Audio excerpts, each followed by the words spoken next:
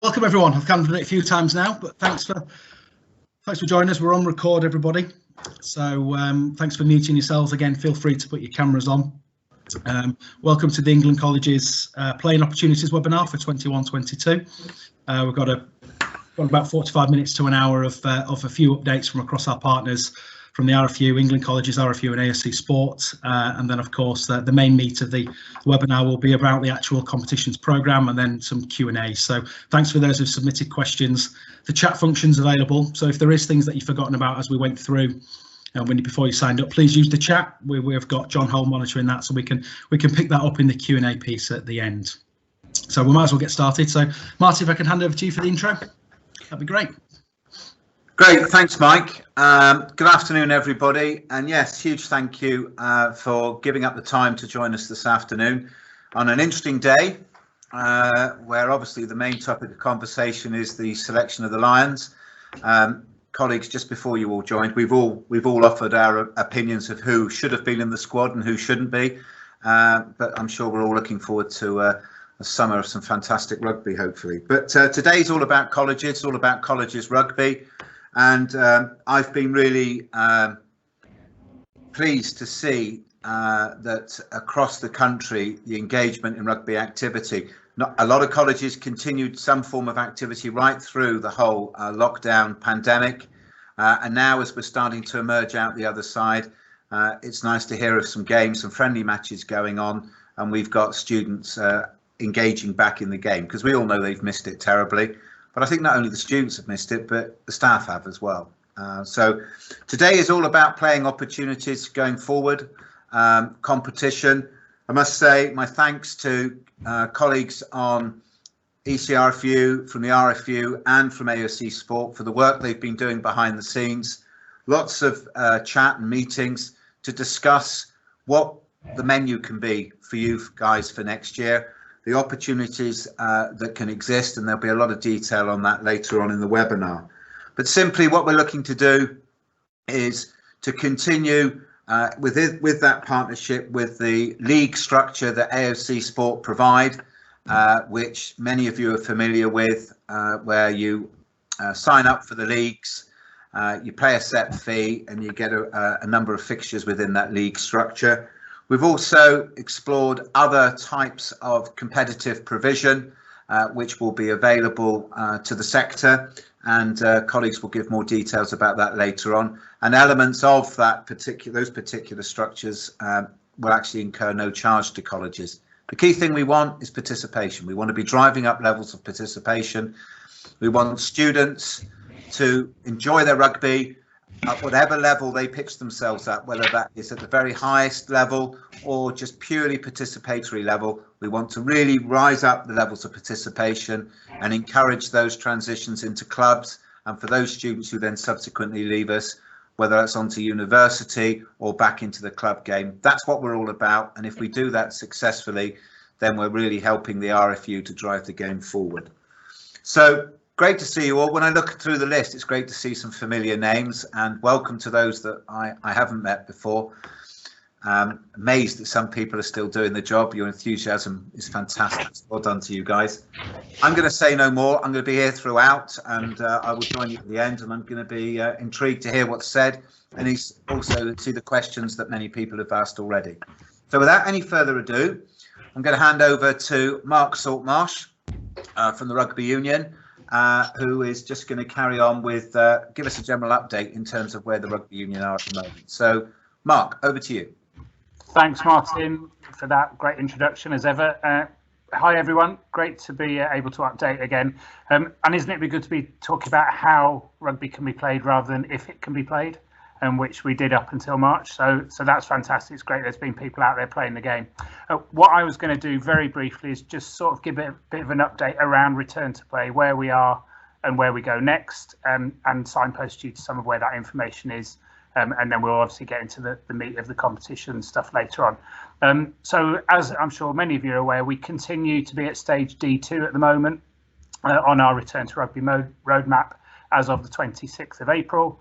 And that's the adapted laws for matches with no scrums and lineouts and contact training with restrictions on times, etc.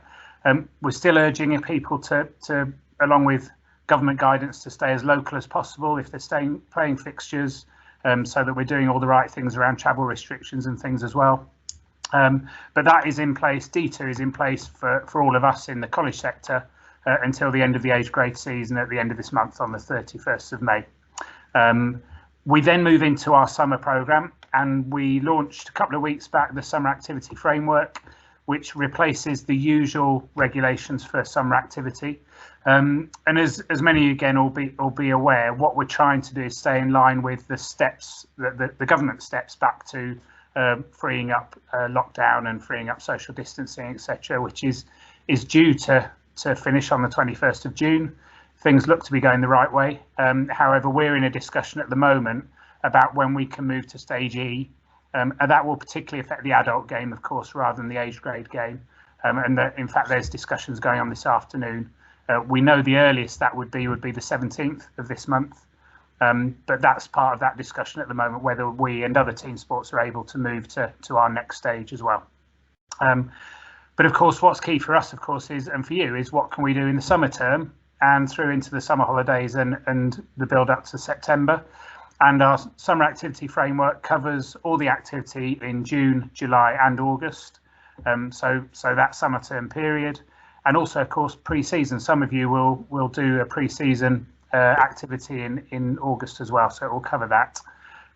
The framework is designed to balance very much the opportunity to play, so increasing the chance for colleges to carry on what they're doing, clubs to stay open, but alongside safety, and clearly the safety point around preparing to get back to full contact rugby next season from September. And also, of course, we're talking about summer rugby here, aren't we? So the conditions that prevail during the summer in terms of weather, etc., and thinking about balancing that with getting people active. Really important to us, of course, that we still maintain an off season. If we were to allow contact rugby, adapted laws or whatever it was to continue from the 26th of April right through to the end of next April, that would create a 12-month season. And we know research shows us that will have serious impact on participation, retention, safety, burnout, all those sorts of things for players. So we are having an off season, and that off season framework is building up gradually towards next season as well. So it's a simple progression month by month in terms of the intensity, type of training you can do, but there is much less restriction than there would usually be in a summer period in an off season. So playing matches against other colleges is something that would be very limited. Doing contact is something that would usually be very limited. But this year we're freeing that up in an attempt to try and build things back up ready for next season when we've missed so much rugby in the last 12 months or so. All that information, I'll put the page in the chat, is on our Return to Rugby page in the on-field section. Loads more in there around why the changes are being made, regulations and all those sorts of things that will help you and your colleagues out in terms of getting rugby going again this term, into next term and onwards into September as well.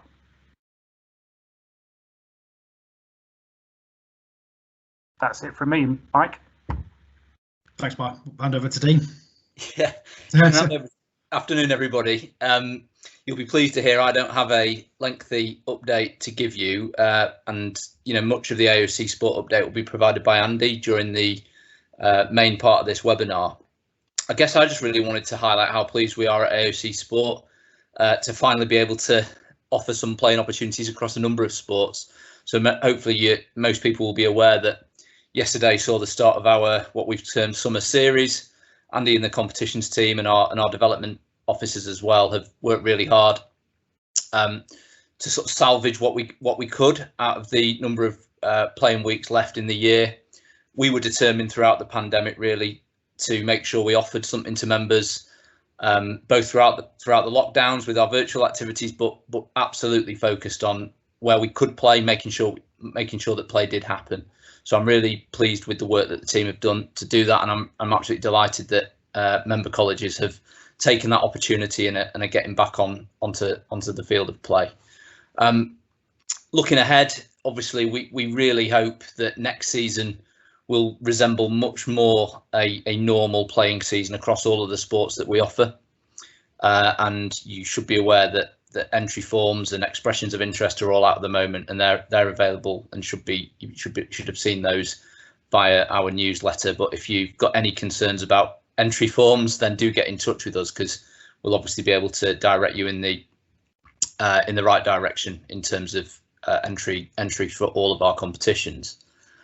So with that sense of optimism, I guess it's just finally worth saying that from my point of view, obviously many of you will know I started in this role right at the start of the first lockdown, but it's been really useful, and much as I wouldn't have wanted to have spent 12 months listening to webinars about returning to play and government guidance and non-contested scrums and all that, it has been a great opportunity to build some relationships on a personal level, but also relationships between the various organisations that we have on this call. And I've been really pleased with the partnership working between ourselves at AOC Sport, with colleagues at ECRFU, and obviously with Mark and Mike and everybody at the RFU.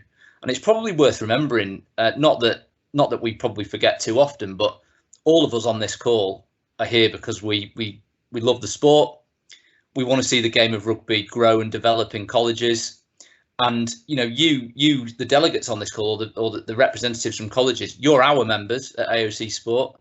You're the ECRFU members. No doubt many of you are involved with the game outside of college as well. So we all want the same thing. And I think these webinars are a great opportunity to get feedback from you as members about what kind of playing opportunities we can offer, which is obviously the subject of this webinar, but anything else we can do to grow the game and support the delivery and the development of rugby in colleges, because it's a really important sport for us at AOC Sport, and we want to work with anybody who wants to work with us to grow the game. So that's it from me. You'll be pleased to hear. I'm going to hand over to Mike, who's going to introduce the substance of the webinar, which is obviously playing opportunities over the next 12 months. Thanks, Dean. That's brilliant. How do we follow that? Wow, great words and stuff. So yes, really the next part of the webinar really is just the competitive opportunities calendar, and I think the next 15-20 minutes will just hopefully showcase that whole collaborative approach that we're trying to do, where we've got Pete from ECRFU, we've got Mark at the RFU, and then Andy at AOC Sport, which are each going to take a little bit of a section just to give you a flavour of actually where we've come from, what's been developed and what's been moved on. So if you give me a moment just to share my screen.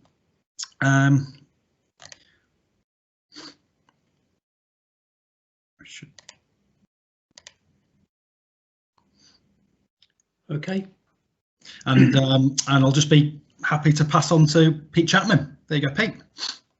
Thanks a lot, Mike. Good afternoon, everybody, and thanks for attending the webinar today. I'm just going to give a bit of an overview from what the whole playing opportunities are for 21-22, and then hand over to Mark Saltmarsh and Andy to give a bit more depth on certain aspects of it. When I look at the partnership side, thank you, Dean and Mark, for your outlines on this, and Martin at the beginning. ECRFU, RFU and AOC Sport have really worked very closely together, creating this new playing opportunity for the colleges, and the whole aim of it is to encourage more colleges to participate in competitions at an appropriate level, and I think that's quite key, and that's the feedback we've been getting from our reps. In creating the framework, it's been important to us that all the provision was made to accommodate the various levels of the game, but both the men's and the women's game. And in doing that, we've also consulted with John Aldridge, particularly looking at the ACE colleges and things of that nature, and also James Cooper of the RFU regarding the women's progression sort of opportunities. And through this partnership we've got, it's enabled us to input from various perspectives, including the three bodies, but also our reps as well, and come up with a coordinated provision that comes through the AOC portal itself.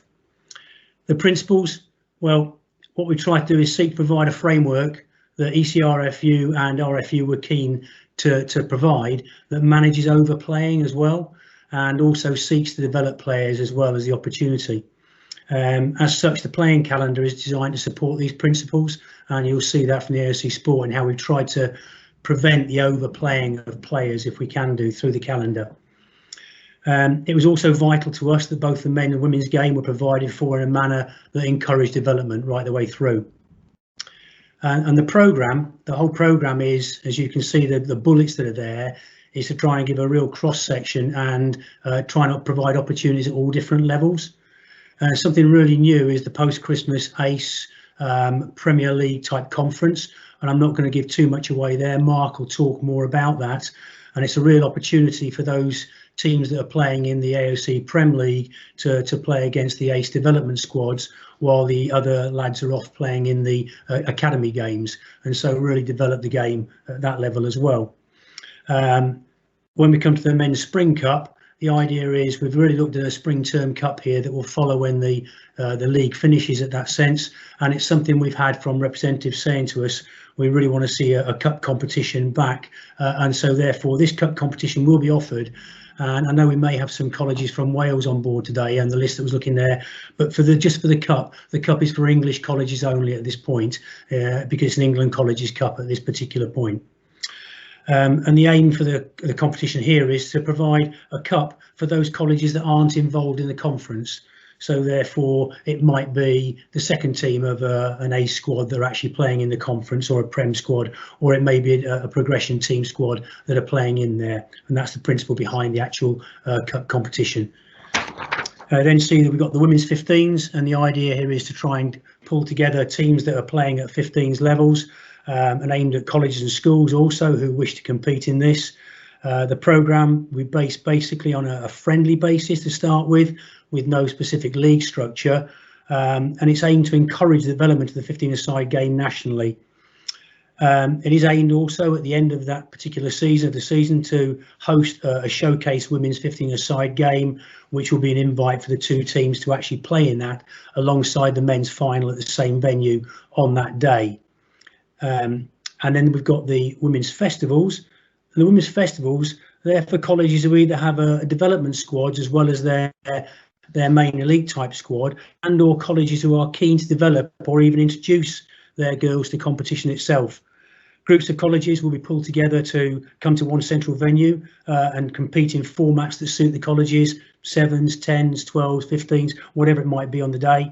And it may be your college that you maybe don't have sufficient players to create a full team, but in these cases can get involved in barbarian squads and play on those squads that can be created in a day. The women's provision will be given in more detail, and we're going to hold a specific webinar for those colleges that are on board today. I'm really keen on this. Please make a note. Friday the 14th of May at 11:30, and we're going to have that just specifically to look at the women's game, and Mark's going to see if we can get James Cooper along as well to talk about the women's opportunities initially, so that we can really give an overview and then present what the actual whole perspective is for the women's game pushing forward.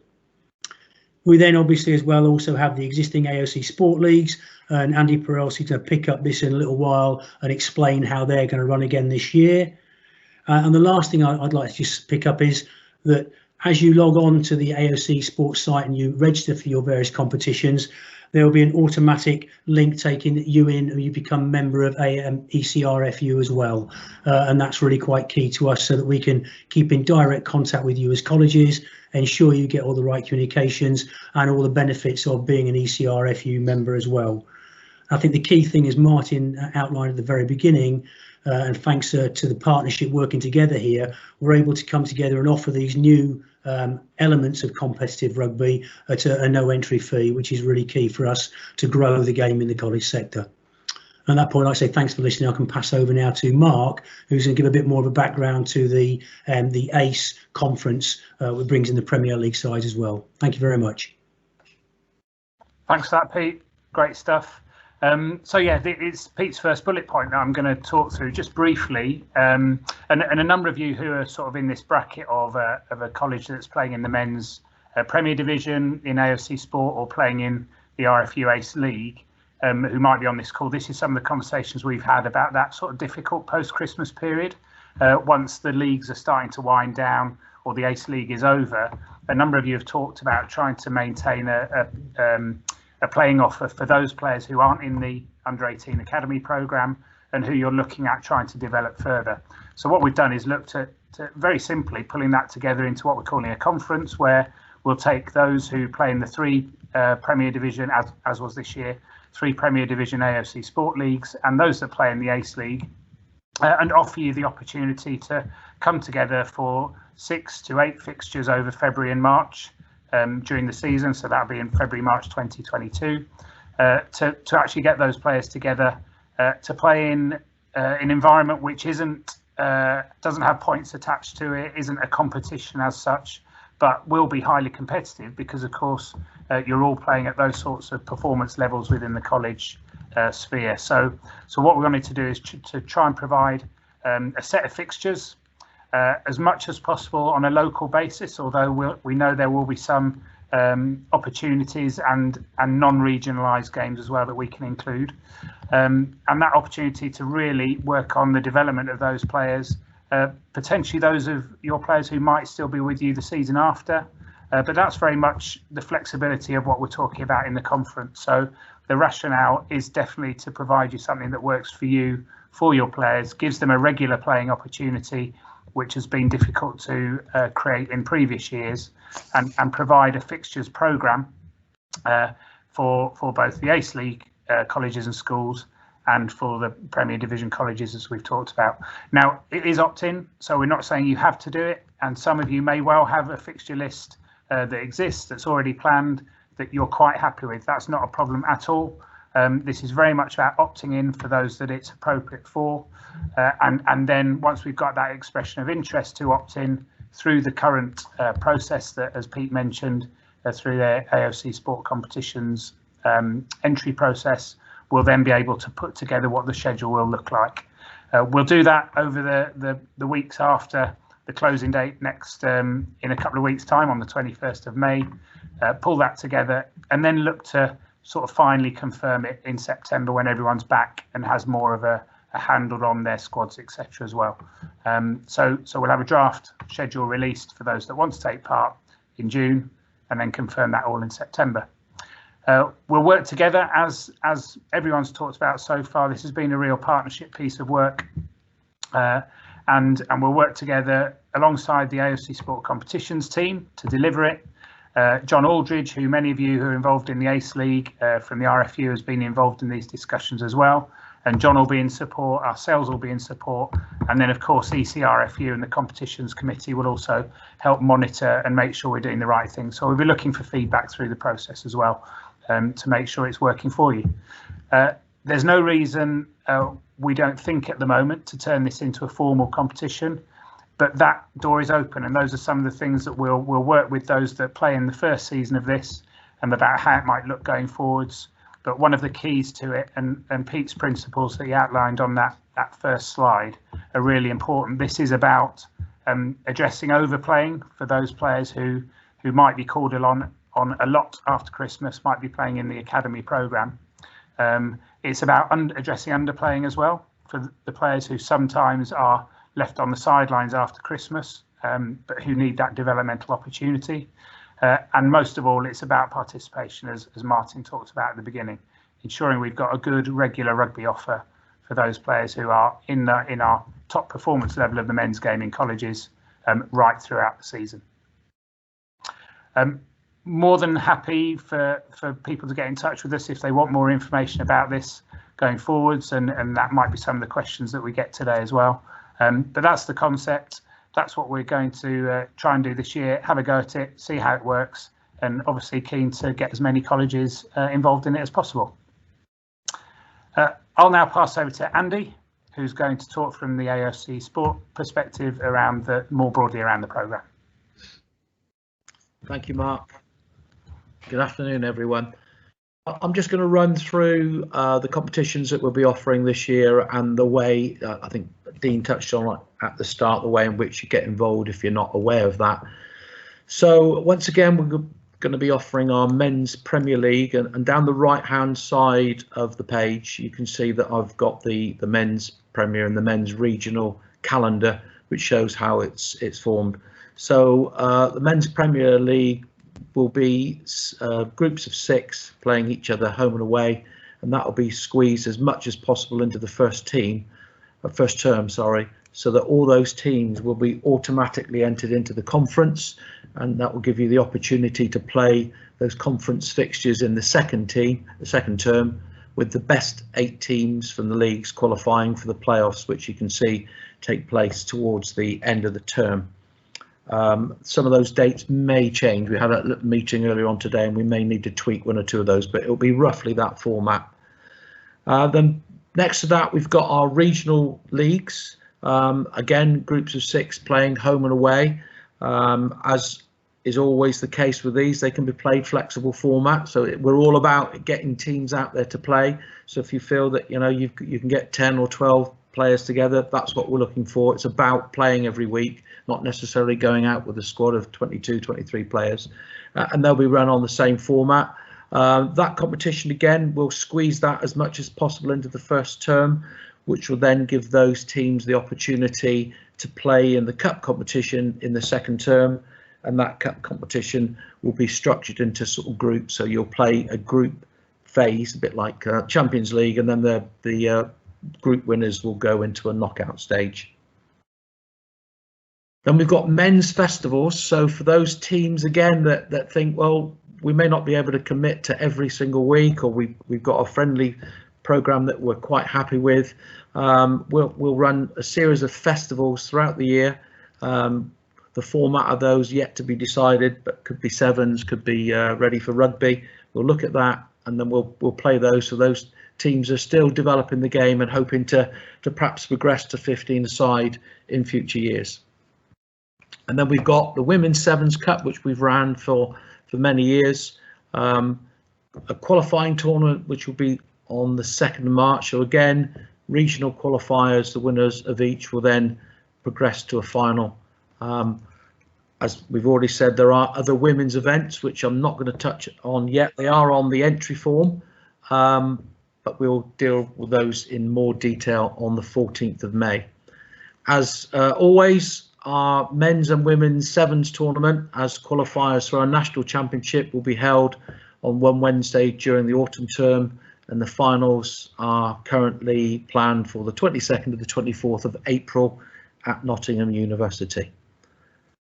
So moving on to how do you get involved? Next slide, please, Mike. There we go. So all the entries for all the events, that's both the AOC Sport ones and those that Pete talked about on the first slide, will be managed through the Nakoda competition management system, and those will be also managed by Sarah Cochran, who's on the call today, who will be looking after all of our rugby activity this year. You should have already received an invitation from Nakoda, and that would have been sent to the designated person in your college, and we've already got quite a few of entries free. Now, it's possible that some of you've been missed, so if you haven't been invited or you're new to AOC Sport and you want to get involved, then please contact us on that competitions email address, and we'll get you an invite as soon as possible.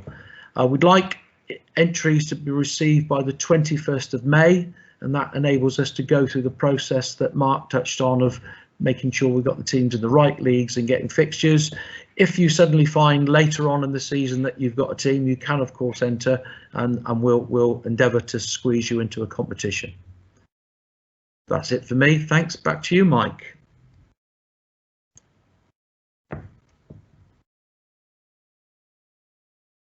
Thanks. Thanks, everyone. I managed to put myself on mute there. Always the way. So thanks, Pete, Mark, Andy. Really appreciate that. I even managed to get the next slide, please, Mike. If that's good enough for Boris, it's good enough for us. So we're in there. So we'll hand over to. I'm sure there's no questions coming through. And John, if you can continue to monitor that for us, that would be great. If anything's popped up, guys, in there, please put it in the chat if you haven't asked it on the invite beforehand, anyway. So we're going to go into the Q&A piece, if that's all right with everyone. So I had a few questions put in already, and I think some of them were probably covered in Pete, Mark's and Andy's updates anyway, in terms of what we're looking to do, but I thought it's worth covering them anyway. So feel free to unmute yourself, guys, and jump in. So it's probably a good one for Mark to start with, actually, which is with all our guidance and everything, but will Scrum and Maul and line out make a return for 21-22? Yeah, Mike, the plan is that next season is as normal as it can be. So we're back to the normal format of the game, back to full contact, etc. We have to be prepared we might have to modify again because we don't know what the future will look like, do we? But that is the intention, that we're back to a normal playing season, that we'll start September at the beginning of the age grade season playing the game that we all recognise. We've got some of the changes around 17-year-olds playing adult rugby, around the rules of the game, playing to the younger age group and things like that. But those don't necessarily affect our college programme. But yeah, the aim is to get back to the full game for next season. Great. So Andy, it's probably a good one for you, and I think you covered it in your piece already. But actually, can everyone take part in the booking system? So how do I get a login for Encoder if we haven't taken part in AOC competitions before? And can we use it even if we're not in the leagues? Yes. The code is available to anyone, so if you haven't had an invite, just drop us an email and we will get you entered onto the system, and then obviously through that Nakoda system, it's not just rugby, it's all of our sports for the coming season there, so you can enter what you want. Lovely, thank you. Just coming through the bits here. So what opportunities are there for new colleges? That's probably good for Pete, to be fair, I would have thought, if that's all right, Pete. Or unless you want to pass it on to anyone else. Oh, I could have passed that on, couldn't I? Quick dummy and let it go. My response will be very quick in the sense that we want as many new colleges to take part in the competitions as possible. As Andy says, it's just a case of going on to Nakoda, so drop an email into AOC to get your link into Nakoda and then just enter into the various competitions that you want to do so. And we'd love to see them entering into even the progression festivals or the cups or whatever it might be. The aim here is to expand the game in the colleges. Great. While you're on, Pete, don't unmute yourself. I'll just move on with this next one as well. So any chance of entering any cup or league competitions linked to that? So, of course, I know you mentioned that in terms of the cup and everything, but I just thought, since it's been asked, would you be able to just reiterate? It's probably the same thing you just mentioned, isn't it? Yeah, just very quickly, the main thing is that you haven't got to enter leagues to enter the cup. So if your first term, in the Christmas term, you're playing friendlies and you're building your game, but you want to actually enter into a competitive element post-Christmas, then you can just enter into the men's cup if it's the men's team you're talking about. That really isn't an issue at all. On the women's side of it, the 15s is for the elite sort of, or the performance colleges in that sense, and those who have a full 15 aside. But the progression, a team can enter into that. If they can't compete every week, that won't, every time there's a festival on, that won't be a problem. It's really about accommodating you for the games you can take part in. But yes, if you want to play in the leagues, there's the AOC leagues. But if you don't want to play in the leagues and you want to enter the cup, then the cup is open to you as well. Thanks, Pete. It's probably worth saying there, just adding to that, Pete, that the progression festivals, although there are several times in the year, just because you enter those doesn't mean you've got to enter all of them. You, as Pete said, you may be starting your programme, you may not know you've got any students, and suddenly in September you've got a glut of students. You're looking to, get involved. Same with the cup. Although we're saying the 21st of May is the closing date, if someone came, in November and said, "Is there a space in the cup?" we would find a space for you. That's great. Thank you. Lovely stuff. So I'll just jump to James because that was the next one I was coming on anyway about under 19s. Probably go straight to Mark actually about under 19s. So where do under 19s sit for next year? Because I know you've done some work, haven't we, on the age grade regs and everything. Yeah. So what we've done for next season around under 19 rugby, there's clearly an issue around the transition of players who are leaving the age grade game and going into adult rugby over certainly the next 2 seasons because of what's happened in the last 18 months. So what we've done is there's a new regulation which enables under 18 and under 19 teams to be combined, which provides that stepping stone for players into adult rugby before they might get into open age rugby. And that's the case in a club scenario or in a school or college scenario as well. Our regulations do that for playing up and playing down are still as they were. So there's been no change in those, and that's about individual players who might be suitable to play in a different age group to play up or down. So that's still allowed as well, and there are certain conditions in regulation to enable that to take place. So that's still an option as well. And then what we're also doing next week, we're going to release some information that the guys have been working on, mainly around coaching, but not only around coaching, because it's about off field as well. How do we really work with 17 to 19-year-olds who we know the research is telling us they're one of the most at-risk groups of leaving the game because of what's happened in the last 18 months. And that will be some specific support that will help you to be able to work with those players and to think about some of the competitive opportunities that you can provide. There are still the regulations in place around under 18 competitions and adult competitions, but what we're trying to do in all of this is enable more options to take place and free things up a bit. So that's what all the information that's coming is about. And as I say, there'll be more next week, and we'll make sure that's signposted to the college community as well. Lovely. Thanks, Mark. So I've got a few other bits here and everything, but I'm conscious Andy's put something in the chat. So Andy, it might be you or maybe Dean. Just wondering if AOC could look at blocking across sports. We've been to SGS twice and they've been to us twice in the last 2 weeks across different sports. It makes sense to save time and money if we could justify it to the SMT. So anything on there? Yeah, with regard to that, on the entry form, there's a box at the bottom with special requests. And so if that's something that you would like us to look at, then please indicate there. The reason I say you need to request, because sometimes we've done it and colleges have said, oh, we do all our transport on minibuses, we've only got one, so we can only play one team away at a time. But if you're a college that takes coaches to places, then please say that you would like us, wherever possible, to block your fixtures and indicate which teams you'd like us to block together, and we'll endeavour to do that. Lovely. And Mark has put something in there about actually a lot of talk about the elite college and their pathway. How are the games and fixtures managed to make us non-elite teams get as many games as possible? And do we still have to pay for AOC leagues? So I think that was covered across, but there's lots of information. Pete, sorry to come to you. It's probably best there, isn't it, for you coming to you with that one? Or? I think that'll be covered by myself and Mark, maybe on the conference element. But firstly, the existing AOC competitions, as outlined by Andy earlier, the leagues that have existed in the past, they will continue to have their AOC fee. If going by the slide we put up, the things that followed, they would be the elements that are free to entry, things like the conference, the men's spring cup, the women's 15s, the women's progression festivals, things of that nature. They are there free to enter, and that's the agreed way forward. The leagues that have been in existence for a long time, they will continue to carry the fees that they have in the past, which if Andy wants to pick up in a moment, can do.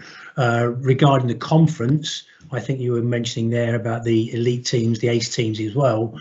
As Mark was indicating earlier, Mark, you may want to pick up something here. That's about the ace development squads playing against the Premier League sides that wish to be involved in the conference. And I think I'm right in saying, Andy, we provided 6 fixture dates for those through the season, where those will actually have fixtures, hopefully without too much travel involved, though there may be some travel depending on where those colleges actually express interest in being involved. And that becomes down to the key factor. Once we've got that information, we'll then be able to confirm those fixtures, as Mark says, and that will then give you a picture of your geographical region that you're playing in to try to have really competitive rugby throughout the season in the second part. Mark, anything you'd like to add to that? Just to add, Pete, thanks. It's a good point here, and but what we have to think about is balance. Obviously, at the top level, our sort of performance level, to play a relevant fixture against a similar standard team costs more because you have to go further. So what we've tried to do in this, and it's been part of our discussion, is how do we minimise cost, but how do we also balance cost as well? So that's one thing to think about. And I think the point you make is really important. And we've in the past fallen into this trap where we've put a lot of time and energy into very few top teams, and we do this across the game. That is, hopefully you can see from what Pete and Andy have outlined, we are absolutely trying to address that. There are a lot more teams in our recreational, social progression levels than there are in our top performance levels. And while those teams are important in the performance level, actually the participation that Martin talked about at the very beginning is the absolute priority here. Getting as many students out enjoying rugby as much as possible, no matter what level they are. Mark, can I just add there? I think it's a really important point you're raising there. It's about the mismatch that was raised as well with some of the meetings we've had. And the idea here is that if we get the top teams pulling together and the Premier League sides playing against the development A squads, hopefully we're not going to get those mismatches in the cup games and things of that nature, and it's trying to get people playing at the appropriate levels for themselves. So totally support the point you're making there. Right. And then just a few bits that came in beforehand. Is there any possibility of bringing back England colleges as a representative honours, such as having North, South Midlands? Malcolm, is this with you, or do you want to, or does Martin want to pick it up? Entirely up to you guys. Hi, Malcolm here. I'm the council rep for England Colleges Rugby Union, and it's something I've had a long debate with various administrators within the RFU. The position was articulated to me when I first joined that they didn't want another England team.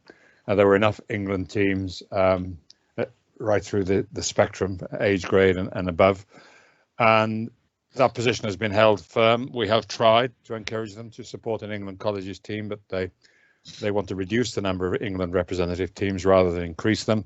And the current financial position of the RFU is such that I think there's little opportunity to get RFU financial support for such a venture because they're busy cutting costs at the moment. So I don't see it happening in the immediate future.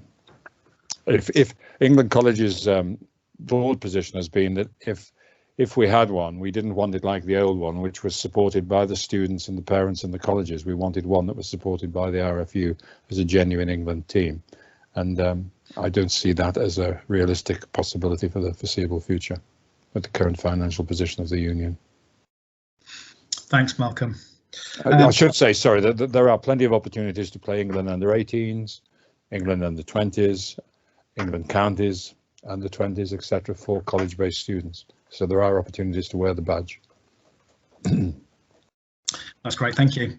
I think all the other questions submitted prior to the webinar now have been covered. There was one around a structured competition post-Christmas to integrate ACE, which I think Mark's mentioned that with the conference piece, and everything else around. Actually, there's probably one around social playing opportunities for under 18 girls going forward. We are going to run another webinar on the 14th of May to cover those bits off, but if you want more information before then, that'll be promoted tomorrow and everything. But we're happy for you to get in touch with us, and we can put like a little FAQs together for the misses. There is one thing from Jack in the chat around college based in over the bridge in Wales. Just to confirm, would we be able to enter the cup competitions?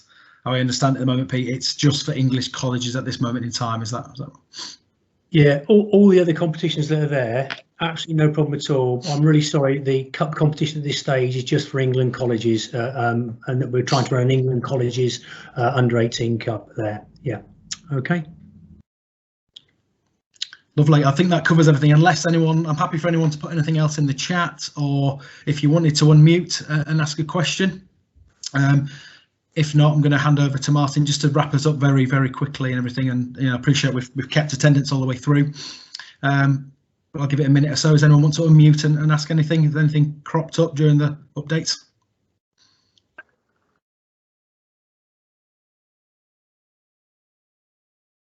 Okay, cool. No problem. Like I say, drop me a note if I've missed anything on the questions that have come in beforehand. If not, I'll hand over to Martin just to thank yous and wrap ups. If that's all right, Martin. Yeah, thanks, Mike. Thanks very much for that. And on behalf of everyone today, just a big thank you for bringing this together today. It's been a very interesting 3/4 of an hour. Can I thank everyone who's put the questions in before, and also those that put the questions in during the webinar. It's important that you get those questions answered. For those of you, as Mike said, who following today suddenly think, I wish I'd asked something, then get in touch and we'll get those answers back to you as quickly as we can. Also, thanks to Salty, to Dean, to Pete and Andy for their contributions for the webinar. And I think finally, I think the message is quite, simple really from the start. It's great to see so many people on the webinar, people who are very keen to get rugby back in colleges, people playing again and enjoying this fantastic game. It's been too long without fixtures, without that opportunity, but it's good to see it starting again. And hopefully we can look forward to a very exciting and enjoyable season next year. But in the meantime, keep up the good work. I know many colleges are extending their rugby programs through the remainder of the summer term. I know the students really appreciate that. They really do. They're enjoying being back in the educational environment, and if you can add the icing on the cake with your rugby programs, that makes things like teacher assessed grades and things like that disappear very, very quickly.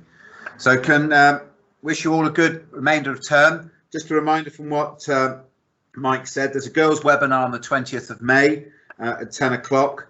This recording will now be uploaded to the schools and colleges YouTube site. So if you've missed anything, you can catch up on that again. And also we'll ensure that the FAQ sheet is sent around so that people can just check anything that they weren't quite sure about. And I noticed something very quickly. Dean's really keen on this. He's just added something to the chat about a staff walking rugby tournament. Sounds a great idea. Sounds a great idea. So that's something to think about for the future, guys. Make sure we do plenty of risk assessments for that one, because no doubt we'll have hundreds of injuries. And Andy's added a very useful thing. Thanks, Andy. It's always good to see the humour is always there within the rugby community, despite all the troubles we're having. So, gents, ladies, everybody, thanks very much for joining us. Enjoy the rest of your day, and we'll speak soon. Thank you all very much indeed. Thank you. Thanks, everyone. Thank you.